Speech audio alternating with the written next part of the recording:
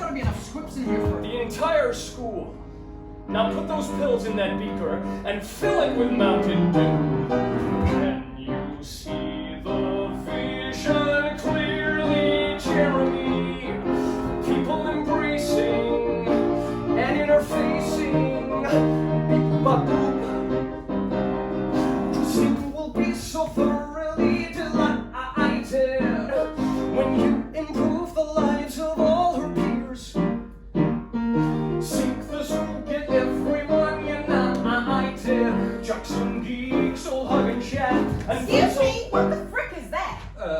Asked to do these concerts, by what's Adam Lenson? You know Adam Lenson, the director. He was kind of coordinating that. I did the rink with him. God, was it 2 years ago? Oh, jeez, time's going. But yeah, he writes you and he's like, hey, do you want to do this sort of concert? I'll shoot you some cash, and it's just one song, no worries. And I'm like, yeah, sure, no worries. And then it actually gets to the day, and you're like, oh my God, I've not rehearsed this nearly enough. I don't know it nearly as well as I should. Oh no! But you get there, and it's sort of like, the lights go down, music goes up, and you make something of it. But I always forget how stressful most things can be. Yeah, a little bit. Yeah. You didn't show though. You never. Oh well, exactly. Yeah. Hopefully, you try to make it not show, but no, it was a lovely song, so that was helpful. Exactly. Yeah. Right. So here we are. Yeah. Be more chill. Be more chill. Yeah. This is quite a step. So I still remember you in Loserville. When you were playing, the kid. Yeah. And now you've kind of graduated. Literally. Yeah. I have to say, it kind of feels like a return to that world. Because that was my first job. Yeah. And I started doing Loserville, and it was rooted in youth and a young sound and this like vibrant choreography and everything. And that was what introduced me to the industry, and I loved it.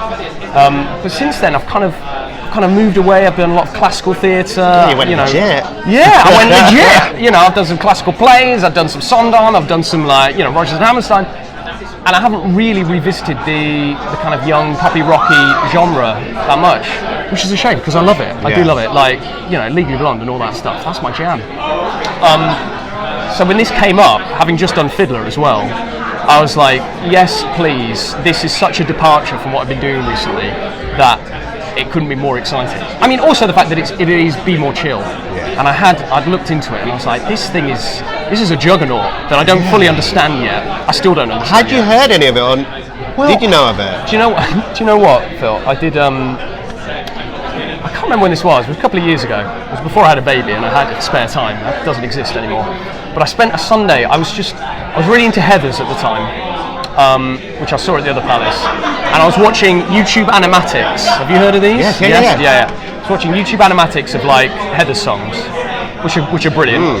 And there was on recommended, the next view, there was a Be More Chill one. I was like, I don't know what this is. I'm going to watch it. I think it was 2-player game I saw, and I was like, this is cool. I don't know what it is, but this is fun. And that was kind of. I watched a few of them. I was like, great, cool, an American musical. That's fun. Didn't think much of it, but then when it came back, I looked back into it and I was like, wait, there's so many views on like those videos. There's like millions and millions of views, and the streams, there's like 300 million streams on the Spotify. So you kind of got an idea, like this is a big deal. This show is a big deal to a lot of people, which makes it very exciting, I think, because it clearly connects with people and people clearly have a very strong reaction to it, which I think is reflective of all the best kind of art that, people connect with it, and people really do with Be More Chill. Does it worry you that you have to kind of? Yes and no. I like to think it more excited me than worried me. I think this idea that yes, okay, obviously it's a very expectant fan base. It's a very passionate fan base, but for me that's more exciting than it is daunting. I think. I myself am very passionate and excited about a lot of things. But for me, that never reflects into negativity. Yeah. It's always an exciting, positive thing, and I think it's the same with most fan bases, most fandoms. That at the heart of it, at the core of it, they love it. And if you love something, that will reflect positively on anyone involved in it. And I hold true to that, and I think people will do the same with this. So tell me more about who you play in the show. So, it's a part unlike anything else. I'll never get a chance to do anything like this again, so I'm going to relish it. He's the Squip. The Squip. That's the name of the character. Which stands for Super Quantum Unit Intel Processor.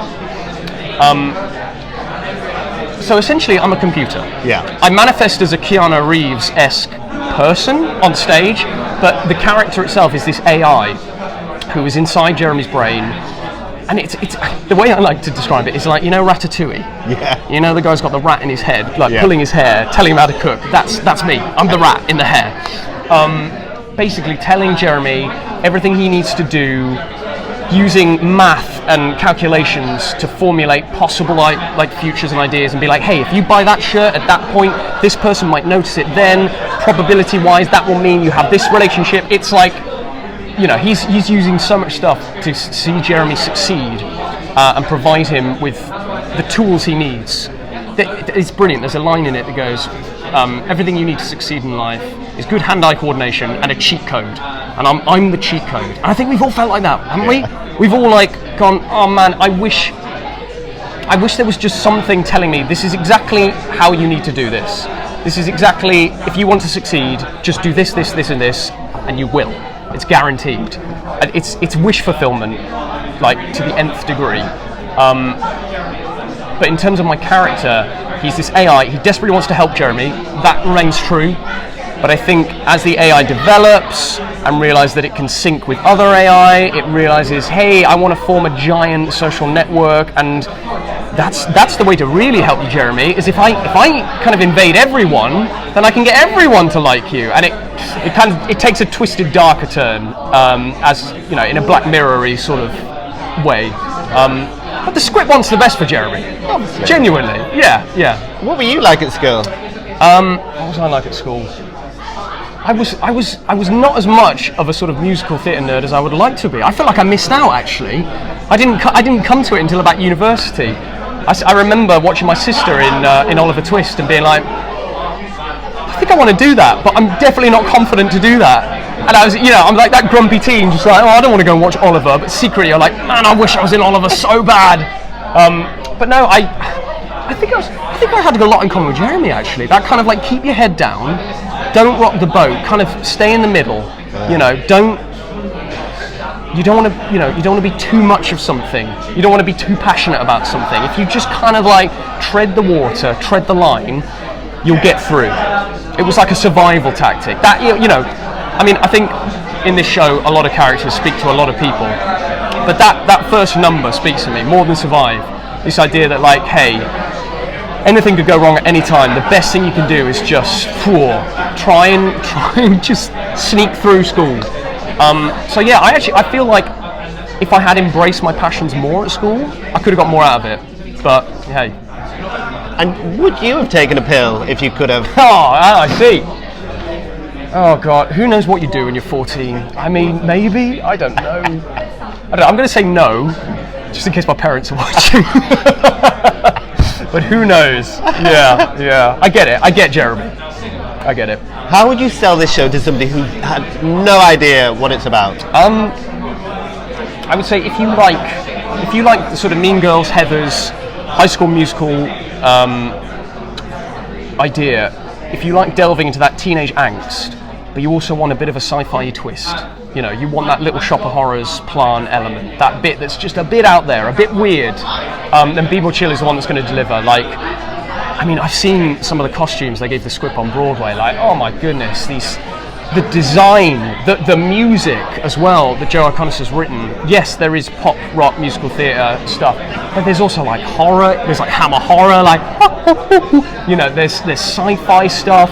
There's so much in there that you wouldn't expect from that genre of musical that it makes it kind of different to stuff we've seen before. It sounded like you were scatting as well in one of the songs. I did. Do you know what it says in the score? Do you know what it says? It says robo-scatting. That's my robo-scatting. Put that on your CV. I will. Are you keeping the beard? Do you know what? I don't know. It's a conversation we need to have. But correct me if I'm wrong, I think Keanu Reeves has a beard right now. Yeah. I think he does. Yeah, doesn't he? Keep it. So if we're being Keanu Reeves of 2020, then maybe. We'll see. No promises. Thank you very much. Thank you, Phil. Thank you, man. Lovely. Pleasure. Cheers. I'll grab that off you. Oh, yes. There we go. Amazing. Would you send Blake over? Is he around? Let's save the pitiful children. Let's save the pitiful children. Let's save the pitiful children who haven't a clue. That's what we do. That's what we do. Looking tall. Sorry. This is perfect, by the way. Isn't it beautiful? Great little setup. Great. So, how are you feeling? Oh, yeah, pretty high. I mean, it was a great night. I really enjoyed it. I thought we had a great time. The show ran smooth. We all had fun. The audience was amazing. Like, it was great. It was better than smooth. It was fantastic. Great. Okay, that's good to hear. Well, I don't want to say that. You could say that. But yeah, no, it was an amazing night. I think everyone stepped up their game, and the audience was amazing. I didn't really know what to expect from, we've had previews with all these fans and people who already knew the show, loving it. And I was like, oh, press night. Okay, well, this is a lot of people who maybe don't know the show as well. Are they going to respond as well? And if anything, they were better. It was like a roarious response, which, from that first number filled us with this real joy and passion to carry on. And from day one, has it come together in the way that you imagined it would? I think it's better. I mean, I'm being candid here. I think the cast that's assembled here, like, I knew the show a little bit from before rehearsal started, from the soundtracks and YouTube exactly. But the cast that they've brought together here, that Will Burton's assembled, that Stephen Brackett has brought into the room, they've brought a real different dynamic to a lot of the characters that, for me, I think has brought some more heart to some of them. And I don't know, I mean, I'm part of it, so I can't say too much, but I think it's really brought a new life to the show, which is really exciting.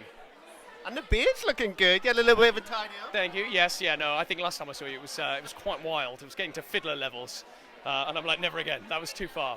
I look back at the photos of when my son was born in the middle of the fiddler contract, and all I can see now is this long beard. So this is much nicer. This is much more tidy, much more me, I think. And can we talk about the costumes in this show? Oh, can we? I mean, I am very lucky to be wearing what I'm wearing in the show. Bobby Frederick Tilley has made some incredible pieces. I think I wear 5 costumes in the show, and each and every one is like, I mean, he briefed me. He said, these are your anime supervillain costumes, and each time you power up in the show, you get this new costume change, which demonstrates your new upgraded power level. And I was just like, yes. This is amazing. And so much fun. But not just me. Everyone's costumes are like incredible. Like the design, the pop, everyone's character. They're like, you can tell whose everyone's characters are, but they're not classic. They're not stereotypical. Like the jock is not dressed like a jock. He's got his own character, his own personality, which really shines through, which I love. Do you have any favourite moments in the show? Oh, so many. But I think my favourite, I'm not actually on stage for, is just the entirety of the smartphone hour. I just think that is a showstopper to end all showstoppers. Like the choreography, again, everyone's costumes, some of which are unexpected. The vocals, Renee, let's rip in that number. I mean, the three central girls just own it. But yeah, that whole number, it's clever, it's impressive, and yeah, it stops the show. It's amazing. And finally, if you had a script, who do you think would manifest as yours? Oh my goodness. My squip would be Sully from Monsters, Inc. I don't know where that came from. I don't know, the John Goodman voice, the blue furry cuddly guy, I think he would be trustworthy. I'd trust him with my squipness. That's what I'm going with. Sully. Because you're watching too much animation now, you're a dad. I think so, yeah. Thank you very much. Thank you, man. Thank you. Lovely.